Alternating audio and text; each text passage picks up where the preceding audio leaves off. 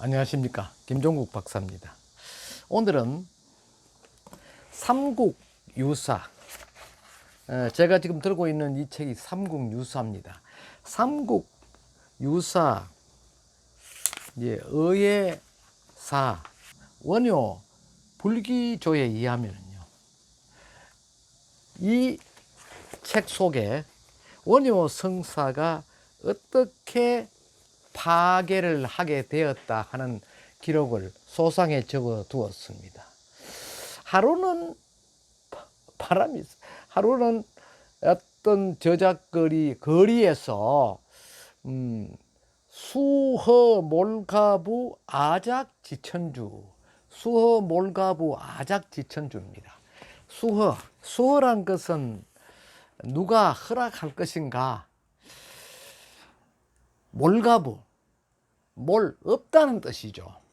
가짜는 자루 가짜고 부는 도끼 부자입니다. 누가 자루 없는 도끼를 허락하겠느냐? 그렇게 하면 아작지천주, 나는 하늘을 떠받칠 기둥을 깎겠노라라고 적어 두었죠. 여기에서 하늘을 떠받칠 기둥이라는 것은 훌륭한 인물의 탄생을 의미하는 것입니다.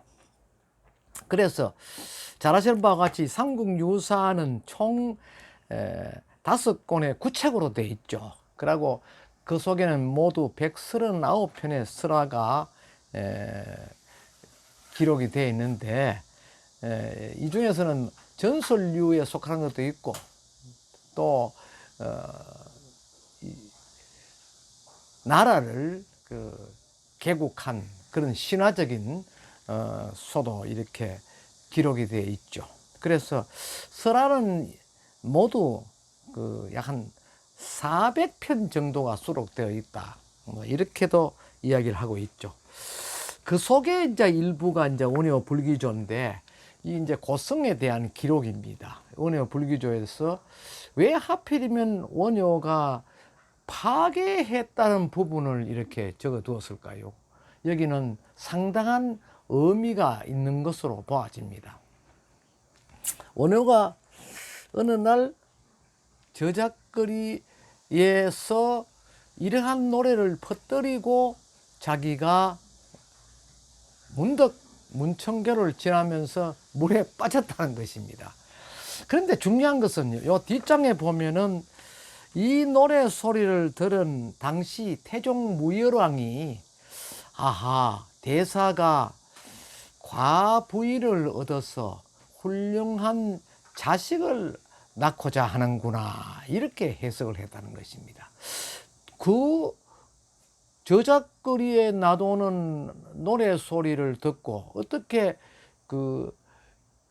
태종 무열왕이 과공주를 얻어서 훌륭한 인재를 낳겠다라는 그런 해석을 했을까요? 여기에는 여러 가지 미스테리가 있습니다. 그중 하나는요, 뭔가 서로가 소통하는 점이 있었다는 것이죠. 왜냐하면요, 여기에 나오는 몰가부는 곧 자루 없는 도끼, 즉 자루 없는 도끼란 것은 곧 임자가 없는 도끼란 뜻입니다. 그러니까 주인이 없죠. 그러니까 과공주란 뜻입니다. 과공주. 그 당초에 무열왕은 과공주를 하지 않았지만은 훗날 과공주라 했다는 것이죠. 이제 몰가부란 뜻은 요사이 같으면 한마디로 쉽게 얘기하면 과부를 의미하는 것입니다. 내가 과부가 나에게 허락을 하면은 나는 훌륭한 자식을 낳도록 해주겠다는 얼토당토하는 그런 이야기를 이 속에 적어 두었죠. 과연 이게 진실일까요? 그러나 어떻든 저떻든 간에 원효 성사가 파괴하였다는 사실만은 분명하다는 것입니다. 이 파괴의 동기가 곧 자신이 스스로 내가 과부와 만나서 훌륭한 자식을 낳고 싶다 하는 그런 뉘앙스를 비쳤다는 것입니다. 하지만 이 속에는 깊은 비밀이 스며 있지 않나 하는 생각이죠.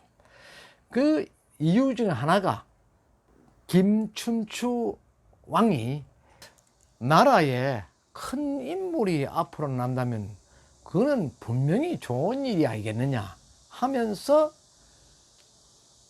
궁리를 시켜서 대사가 이 장안으로 들어올 때 궁리가 문청교를 대사가 지낼 때 요석궁으로 안내하도록 하라고 지시를 했던 것입니다. 이미 요석궁에서는 대사를 맞이할 여러 준비들이 만반의 준비가 다 이루어졌던 것이죠. 왜 하필이면 요석궁 앞으로 지나갔을까요? 그리고 설화에는요, 요석공주가 과부가 되었던 전 남편이 거진낭으로 되어 있습니다. 이 거진낭이라는 인물은요, 김유신 장군 휘하에 있던 부장의 아들입니다. 그 부장의 이름이 비령자입니다. 이 비령자의 아들이 이제 거진낭인데, 이 거진낭이 대야성 탈환을 할 때 아버지와 같이 전사를 했다는 것이죠. 그렇게 하여서 과공주가 되었는데,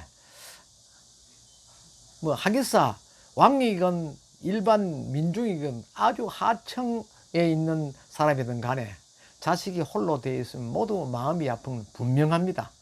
그래서 왜 그 과공주의 짝으로 김춘추 왕께서는 원효를 선택하였을까요?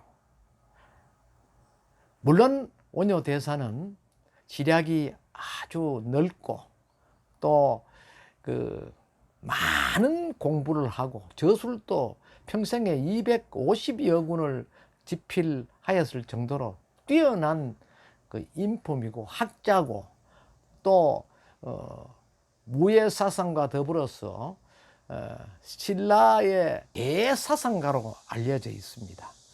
그러나 이 원효 대사는요, 당시 육두품입니다. 당시 신라 사회는요, 불교가 국교로 되어 있었고 그 국교는 소승불교였습니다. 그러니까 왕실 중심, 귀족 중심의 불교가 성행했다는 것이죠. 이차돈 선생이 순교 이후에 법황 이후부터 불교가 들어와서 그게 자장율사와 같은 그 왕족 중심으로서 불교가 발전해 왔다는 것이죠. 그런데 느닷없이 육두품인 원효가 들어왔죠. 그러니까 신분의 격차가 엄청나게 많다는 것입니다. 그러나 원효는 이를 개의치 않고 황룡사에 들어가서 수많은 경책을 읽고 또 암기하고 드디어 황룡사 옆에 분황사에 왕실의 서고가 있는데 그 서고에 있는 책을 보려면 머리를 깎고 성리가 되어야 한다는 것이죠. 그래서 원효는 머리를 깎고 늦깎이로 성리가 된 후에 그 분황사 서고에 있는 책을 죄다 읽었다 하는 것입니다. 수많은 책을 읽은 원효의 지략은 정말 뛰어났고 그때까지만 해도 도인의 경지에 이르렀다. 또 여러 기록에는요, 원효 대사가 별도로 서성을 맞이하지 않고 또 서성을 찾아다니지 않고 스스로 공부를 터득했다. 그리고 필요할 때면 스승을 자기가 정해서 그 스승에게 선문답을 하고 했다는 그런 기록들을 엿볼 수 있습니다. 그 대표적인 인물이 신라의 당시의 거성인 대안대사, 또 포항 5호사의 주지로 있었던 해공선사와 같은 그런 당대의 큼직큼직한 그런 큰 스님이 잠깐 원효 대사의 스승이 되었다 하는 그런 기록을 찾아볼 수가 있죠. 그런데 왜 이분이 당나라 1차 구법을 위해서 떠났다가, 그때가 33세 또는 34세라고 그럽니다. 떠났다가 왜 황국에 와서 파괴를 하게 됐나 하는 것이죠. 물론 그 당시는 귀족 계층인 의상대사의 요청으로 갔는데 수나라의 국경수비대에 발각이 되어서 간첩으로 오인을 받았다고 합니다. 그러니까 일주일 동안 감금이 되었다가 강제로 환국을 했다, 이런 기록이 있습니다. 2차 구도로 이분이 43살이 되던 서기 661년, 즉 그해는 김춘추 태종 무율왕이 승하하던 시기입니다. 이른바 새로운 시대, 문무대왕이 등극하던 시대였죠. 그때 환국을 했다. 와보니까 저작거리는 전부 다가 백제와의 전투에서 젊은이들은 모두 팔이 없고 다리가 잘리고 온 얼굴에 칼자국이고 또 가슴에는 창에 찔리는 흔적 등등으로 해가 전부 다가 전쟁에 부상을 입은 사람들, 그 외에 죽어나간 사람 수도 헤아릴 수 없을 정도였다는 것이죠. 그러나 중요한 것은요, 이때 신라인들은 하청 계급에서는 신라 조정에서 사만일통의 꿈을 꿨지만 따르지 않았다는 것입니다. 그래서 원효가 저작거리에 나서게 된 동기도 거기에 있다 하는 것이 후대 여러 기록들에서 찾아볼 수가 있습니다. 그런데 여기에 나오는 수몰가부 아작 지천주에 대한 그 기록을 과연 누가 썼겠느냐 하는 것이죠. 열에 9명 정도는 원효 대사가 직접 써서 저작거리에 나놓지는 않았다. 그렇다면 제3의 인물이 그 글을 적어서 원효의 파괴를 정당화시키고 그로 인한 나쁜 연원을 잠재우게 했다는 것이죠. 그렇게 함으로써 원효는 저작거리의 민중들과 같이 흡수할 수 있는 그러한 존재로 등장하게 된 것입니다. 이른바 소승거사, 복승거사라 해서 민중들과 또 하층 계급의 인물, 심지어 저작거리에 있는 거지들에 이르기까지 원효대사를 따르게 했다는 것이죠. 그 원효대사가 그 가슴에 한이 많은 하층 계급의 우상이었다는 것입니다. 그러할 점에 원효는 여러 가지 지혜를 그들과 공유하였고, 그때 처음으로 등장하게 된 것이 무예가입니다. 무예가라는 것은 민중의 마음을 달래주는 노래죠.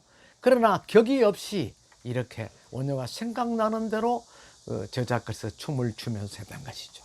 당시 무예가의 노래와 함께 춤을 추었던 그 춤이 곧 무예춤이죠.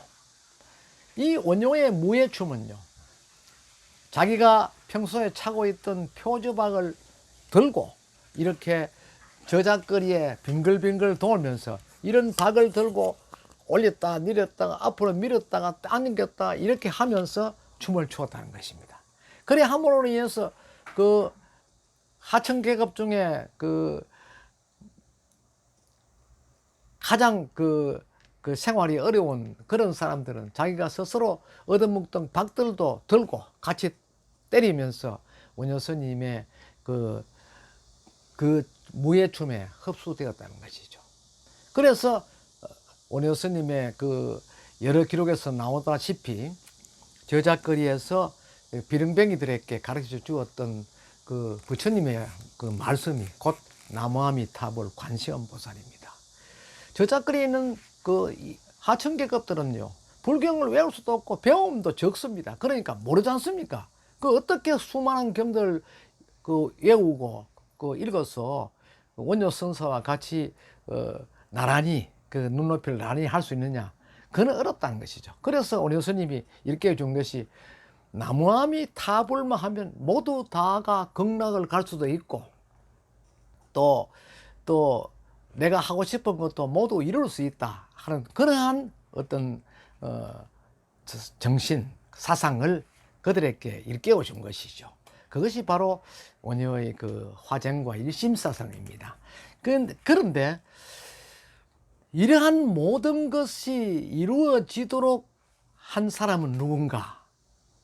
그 사람은 정확하게 이야기할 수가 없습니다. 하나, 이루어지도록 지금 원효 불기조에 남아있는 것이 수허 몰가부 아작지천주라는 것이죠.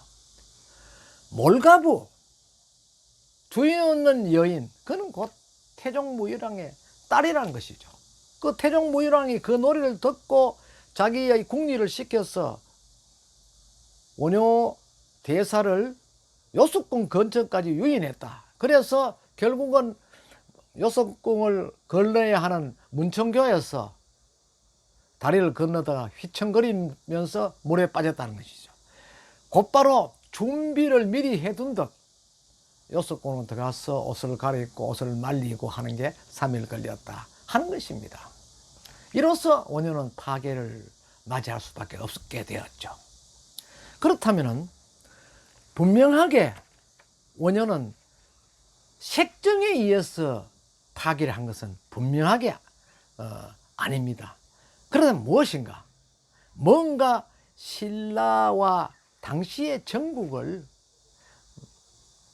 흐트러져 있던 민심을 구하기 위해서 자기가 하나의 불교적인 또 정치적인 순교를 했는 것은 아닌가 하는 생각이죠.